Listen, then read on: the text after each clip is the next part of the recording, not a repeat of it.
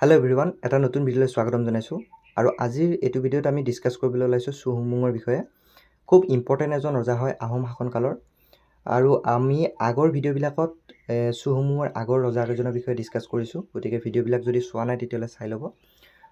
চুহুংমুঙৰ ৰাজত্বকাল আছিলে 1497 পৰা 1539লৈকে। ইম্পৰ্টেণ্ট হয়, এইটো কুৱেশ্যন আহে যে চুহুংমুঙৰ শাসনকাল কিমান চনত আৰম্ভ হৈছিল বা চুহুংমুঙৰ শাসনকাল কিমান বুলি আহিব পাৰে। গতিকে এইটো মনত ৰাখিব, 1497 পৰা 1539। চুহুংমুং ৱাজ দ্য চন অফ চুপিমফা। আমি আগৰ ভিডিঅ'টো ডিছকাছ কৰিছিলোঁ আমি চুডাংফাৰ বিষয়ে। চুডাংফাৰ পাছত কিন্তু আমি টোটেল 5জন আমি আৰু আহোম ৰজা পাওঁ। কিন্তু এই 5জন আহোম ৰজাৰ শাসনকালত বিশেষ কোনো কাম হোৱা নাছিলে, গতিকে ইমান ইম্পৰ্টেণ্ট নহয় বা ইয়াৰ ওপৰত কুৱেশ্যন নাহে। গতিকে আমি কি কৰিছোঁ, নেক্সট চুহুংমুঙৰ বিষয়ে ডিছকাছ কৰিছোঁ। চুহুংমুঙৰ পিতৃ আছিলে চুপিমফা। এই যে 5জন ৰজা আছিলে তেখেতসকলৰ নাম হৈছে চুজাংফা, চুফাখা, চুচেনফা, চুহেনপা আৰু চুপিমফা। এই চুপিমফাৰে পুত্ৰ হৈছে চুহুংমুং। মনত ৰাখিব, এইটো চুপিমফাৰ পুত্ৰ হৈছে চুহুংমুং। আৰু এটা ইম্পৰ্টেণ্ট আছে, সেইটো হৈছে যে যি চুচেনফা আছে,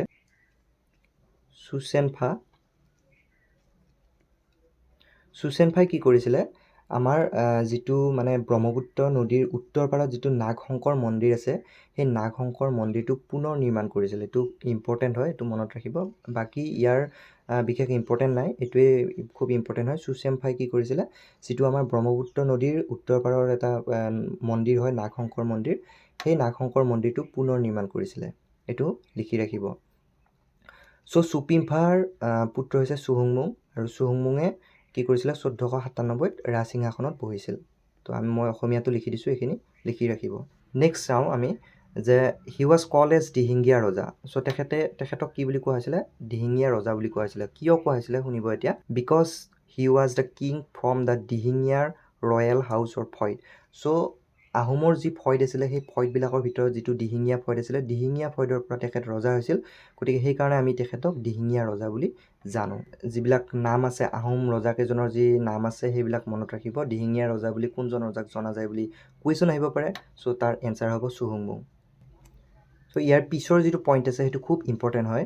কি দি আছে, he made his capital at Bokota on the bank of the Dihing river. যি দিহিং নদী আছে, দিহিং নদীৰ পাৰত বকতাত তেখেতে কি কৰিছিলে, তেখেতৰ যি ৰাজধানী আছিলে সেই ৰাজধানী স্থানান্তৰ কৰিছিলে বা সেই ৰাজধানী স্থাপন কৰিছিলে। মনত ৰাখিব, এইটো কুৱেশ্যন আহে যে কোনজন আহোম ৰজাই তেখেতৰ ৰাজধানী বকতাত স্থাপন কৰিছিল। এইটো ইম্পৰ্টেণ্ট হয়। গতিকে তেখেত কোন আছিল, তেখেত হৈছে চুহুংমুং। He use the title Swarganarayan. খুব ইম্পৰ্টেণ্ট হয়, এইটো লিখি ৰাখিব। আচলতে চুহুংমুঙৰ বিষয়ে যিখিনি ইনফৰ্মেশ্যন আছে খুব ইম্পৰ্টেণ্ট হয়। চুহুংমুং আহোমৰ এজন খুব ইম্পৰ্টেণ্ট ৰজা হয়। যিবিলাক এক্সাম আহে সেই এক্সামবিলাকত চুহুংমুঙৰ কৰ্মৰাজিৰ ওপৰত কিবা নহয় কিবা কুৱেশ্যন থাকে। গতিকে তেখেতৰ যিটো উপাধি গ্ৰহণ কৰিছিলে, সেইটো হৈছে স্বৰ্গনাৰায়ণ। আমি ইয়াৰ আগতে চুডাংফাৰ বিষয়ে যেতিয়া পঢ়িছিলোঁ তেতিয়াও পাইছিলোঁ তেখেতে এটা হিন্দু উপাধি গ্ৰহণ কৰিছিলে। এই চুহুংমুঙেও কি কৰিছিলে, স্বৰ্গনাৰায়ণ উপাধি গ্ৰহণ কৰিছিলে। During his reign the first buranji in Assamese. এইটো ইম্পৰ্টেণ্ট হয়। শ্ৰী শ্ৰী স্বৰ্গনাৰায়ণ মহাৰাজৰ জন্ম কথা, এই যিখন বুৰঞ্জী আছে এই বুৰঞ্জীখন চুহুংমুঙৰ ৰাজত্বকালতে লিখা হৈছিলে। তেওঁৰ ৰাজত্বকালত অসমীয়াত প্ৰথম বুৰঞ্জী শ্ৰী শ্ৰী স্বৰ্গনাৰায়ণ মহাৰাজৰ জন্ম কথা শীৰ্ষক বুৰঞ্জী লিখা হৈছিল। লিখি ৰাখিব। The use of firearms was introduced during this period. মনত ৰাখিব এইটো কথা যে যেতিয়া আমাৰ আহোমৰ ৰজাসকল আছিলে, যেতিয়া আমাৰ আহোমৰ শাসনকাল চলি আছিলে, চুহুংমুঙৰ আগত কিন্তু সকলো কেইজন ৰজাই কি কৰিছিলে, আমাৰ যি পৰম্পৰাগত অস্ত্ৰ শস্ত্ৰ যেনেকৈ হেংদাং বা যিবিলাক আমাৰ তৰোৱাল আছে, সেই তেনেকুৱা ধৰণৰ অস্ত্ৰ শস্ত্ৰ ইউজ কৰিছিল। কিন্তু যেতিয়া চুহুংমুং আহিছিল, চুহুংমুং অহাৰ পাছতেই কি কৰিছিলে, তেখেতে বন্দুক ইউজ কৰিব ব্যৱহাৰ কৰিছিলে বা বন্দুকৰ প্ৰথম ব্যৱহাৰ কৰিছিল। এইটো মনত ৰাখিব। তাৰ পাছত চাওক, traditional warfare was replaced by the use of gunpowder. এতিয়া বাৰুদৰ ইউজ কৰিছিল।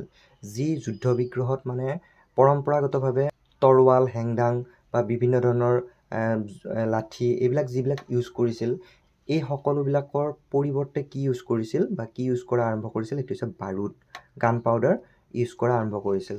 প্ৰথম কি কৰিছিলে যে কামান যি আছিলে আমাৰ, সেই কামান ব্যৱহাৰ কৰা হৈছিলে যুদ্ধত। চ' এনেকুৱা কথাখিনি মনত ৰাখিব বা লিখি ৰাখিব গোটেইখিনি, খুব ইম্পৰ্টেণ্ট হয়।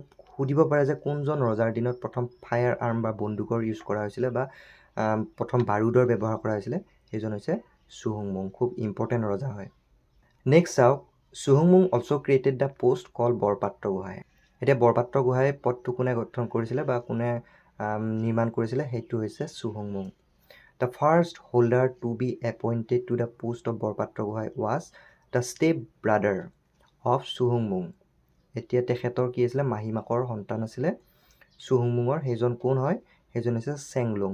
আৰু চেংলুং তেখেতৰ আগৰ নাম আছিলে, কিন্তু যেতিয়া তেখেত কি হ'ল, বৰপাত্ৰ গোহাঁই হিচাপে নিৰ্বাচিত হ'ল বা বৰপাত্ৰ গোহাঁই হ'ল, তাৰ পাছত তেখেতে নামটো সলাই কি কৰিছিলে, কংচেং নাম ৰাখিছিলে। এতিয়া দিছে চাওক, Kongcheng after his appointment to the rank of Borpatra Gohain. এই কথাটো মনত ৰাখিব। প্ৰথম বৰপাত্ৰ গোহাঁই কোন আছিলে, সেইজন হৈছে চেংলুং। তেখেত যেতিয়া বৰপাত্ৰ গোহাঁই হ'ল, তাৰ পাছত তেখেতৰ নামটো কংচেং হিচাপে ৰাখিছিল। গতিকে কংচেং প্ৰথম Borpatra Gohain. চুহুংমুং took out the first ever census of the population. He reorganized the society on the basis of clans. এতিয়া আমাৰ আহোমৰ শাসনকালত প্ৰথম জনগণনা বা চেঞ্চাছ কোনে আৰম্ভণি কৰিছিল, সেয়া হৈছে চুহুংমুং। তেখেতৰ যি প্ৰজা আছিলে, সেই প্ৰজাসকলক বিভিন্ন ধৰণৰ তেখেতসকলৰ যি গোত্ৰবিলাক আছিলে, ক্লেনবিলাক আছিলে, সেই ক্লেনৰ ওপৰত নিৰ্ভৰ কৰি বা ক্লেনৰ ওপৰত তেখেতে ডিপেণ্ড কৰিয়েই গোটেইখিনি মানে তেখেতৰ যিখিনি মানুহ আছিলে বা তেখেতৰ যিখিনি প্ৰজা আছিলে, সেই প্ৰজাখিনিক কি কৰিছিলে, ভাগ কৰিছিলে বা পুনৰ সংগঠিত কৰিছিল। His reign is very famous for the spread of Vaishnavism. এতিয়া বৈষ্ণৱ ধৰ্মৰ প্ৰসাৰৰ বাবে তেখেতৰ শাসনকালটো বা তেখেতৰ ৰাজত্বকালটো খুব ইম্পৰ্টেণ্ট হয়। আৰু সেই সময়তে বৈষ্ণৱ ধৰ্ম, তেখেতৰ ৰাজত্বকালতে বৈষ্ণৱ ধৰ্ম মানে চৰম অৱস্থাত আছিলে বা চৰম সীমাত উপনীত হৈছিলে। গতিকে চুহুংমুঙৰ বিষয়ে খুব ইম্পৰ্টেণ্ট তথ্য এইখিনিয়ে আছিলে। আৰু আমি ইয়াৰ পৰৱৰ্তী ৰজাকেইজনৰ বিষয়ে পিছৰ ভিডিঅ'বিলাকত আমি পাম। আৰু আপোনালোকে যদি এতিয়ালৈকে চেনেলটো ছাবস্ক্ৰাইব কৰি ৰখা নাই, তেতিয়াহ'লে চেনেলটো ছাবস্ক্ৰাইব কৰি ৰাখিব, কাৰণ আমি আহোমৰ যিকেইজন ৰজা আছে বা আহোমৰ যিখিনি বুৰঞ্জী হয়, সেইখিনি গোটেইখিনি আমি ইয়াত ডিছকাছ কৰিম। আৰু লগতে কিছুমান বেলেগ ধৰণৰ ভিডিঅ' পাব আপোনালোকে, ইংলিছৰ হওক বা মেথছৰ হওক। চ' বিশেষকৈ আমি এক্সাম অৰিয়েণ্টেড যিখিনি মানে খুব ইম্পৰ্টেণ্ট টপিক আছে, সেইখিনি আমি ডিছকাছ কৰিম। চ' চুহুংমুঙৰ বিষয়ে এইখিনিয়ে খুব ইম্পৰ্টেণ্ট হয়। তেখেতক কি বুলি জনা গৈছিল, তেখেতক দিহিঙীয়া ৰজা বুলি জনা গৈছিল। চ' তেখেতে তেখেতৰ ৰাজধানী বকতালৈকে স্থানান্তৰ কৰিছিল বা বকতাত নিৰ্মাণ কৰিছিলে। আৰু তাৰ পাছত তেখেতে কি কৰিছিলে, হিন্দু নাম স্বৰ্গনাৰায়ণ তেখেতে উপাধি গ্ৰহণ কৰিছিলে। প্ৰথম অসমৰ বুৰঞ্জী যিখন আছিলে, শ্ৰী শ্ৰী স্বৰ্গনাৰায়ণ মহাৰাজৰ জন্মকথা বুলি তেখেতৰ ৰাজত্বকালতেই লিখা হৈছিলে। তাৰ পাছত তেখেত কি কৰিছিলে, প্ৰথম তেখেতেই বন্দুক বা অস্ত্ৰ শস্ত্ৰ তেনেকুৱা ইউজ কৰিছিলে। বাৰুদৰ প্ৰথম ইউজ তেখেতেই কৰিছিলে। ঠিক আছে, এইকেইটা খুব ইম্পৰ্টেণ্ট পইণ্ট হয়। তাৰপাছত প্ৰথম তেখেতে বৰপাত্ৰ গোহাঁই নামৰ এটা পদ নিৰ্মাণ কৰিছিলে। আৰু তেখেতৰ যিজন মানে মাহীমাকৰ সন্তান, তেখেতৰ ভায়েক আছিলে কংচেঙক তেখেতৰ প্ৰথম বৰপাত্ৰ গোহাঁই হিচাপে মানে নিযুক্তি দিছিলে। প্ৰথম তেখেতেই চেঞ্চাছ আৰম্ভ কৰিছিলে। তেখেতৰ প্ৰজাসকলৰ ভিতৰত জনগণনা প্ৰথম তেখেতেই আৰম্ভণি কৰিছিলে। তাৰ পাছত তেখেতৰ দিনতেই বৈষ্ণৱ ধৰ্মৰ মানে প্ৰচাৰ খুব মানে তীব্ৰ গতিত আছিলে বা চৰম সীমাত উপনীত আছিলে। চ' এইখিনি হৈছে চুহুংমুঙৰ ৰাজত্বকালৰ খুব ইম্পৰ্টেণ্ট তথ্য। গতিকে এইখিনি বস্তু লিখি ৰাখিব বা আপোনালোকে এক্সামৰ কাৰণে এইখিনি বস্তু মনত ৰাখিব। তো যদি ভিডিঅ'টো ভাল পাইছে, তেতিয়াহ'লে ভিডিঅ'টো লাইক কৰি দিব, শ্বেয়াৰ কৰি দিব আপোনাৰ বন্ধু বান্ধৱীৰ সৈতে, যাতে এনেকুৱা ধৰণৰ ভিডিঅ' তেওঁলোকে আগলৈকেও পাই থাকিব। আৰু লগতে চেনেলটো ছাবস্ক্ৰাইব কৰি ৰাখিব। তো পুনৰ এটা নতুন ভিডিঅ' লৈ অহাৰ আশাৰে এতিয়ালৈকে থেংক ইউ।